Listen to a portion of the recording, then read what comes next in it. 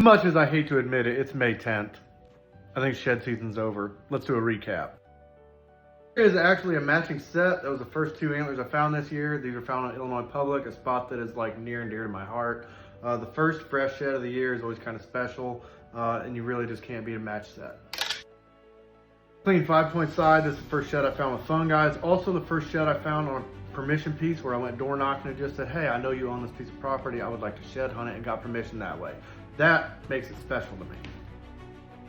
The oldie, too thin, but this is on a place of Illinois Public that I had never been to before. I just found it on OnX and said, that spot looks good, I'm gonna check that out. And you had to walk through a swamp of cattails to get to the other side where it looked like shed mecca, grasslands and hardwood timber. Didn't have enough time to comb it. There is more antlers out there I did not find. I will be back there, I promise. This one is super special, looks different than the others. Why? Because it's from a different state. This is my first one and only Oklahoma shed antler. I went down to southern Oklahoma to get my new prosthetics, and while I was down there, I got permission from a landowner, and I actually went on a couple hikes, and on a 3.5 mile hike, Legless Shed Hunter limb loss ball is found in Oklahoma shed. So that first set I actually found like a week apart. I didn't find the other one the same day. This set is super special because this is public land, Illinois, just a beautiful young buck, great coloring. I love that main beam, but I found both of these side by side, like 15 feet apart, on a walk on public ground where I got absolutely hammered with torrential downpour rain. This is why I do it. Absolutely love it. And of course, the star of the show, 61 5/8 is what it rough scored to me. This one kind of really just makes the season. Like, I didn't have the time with a million little kids and work and life. I didn't have the time to shed hunt as much as I would like to.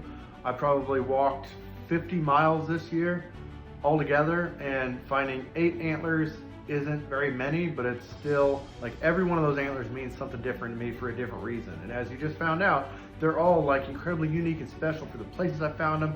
None of them are the same, and I absolutely love it. This is just the biggest one of the season by far, and it was on a public spot that I had never found a shed on before, and it was literally on a 2-minute walk.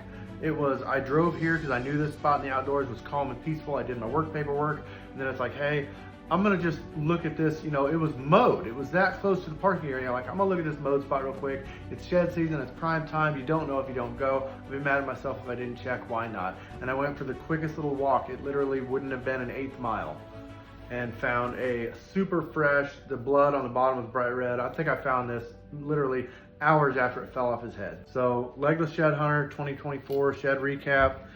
8 antlers, 2 pairs, 2 oldies, 6 browns, and I'm not mad about that. That was a pretty good year. That one's for you, Darren, because you asked for a recap. I appreciate that. Thank you. Have a good day.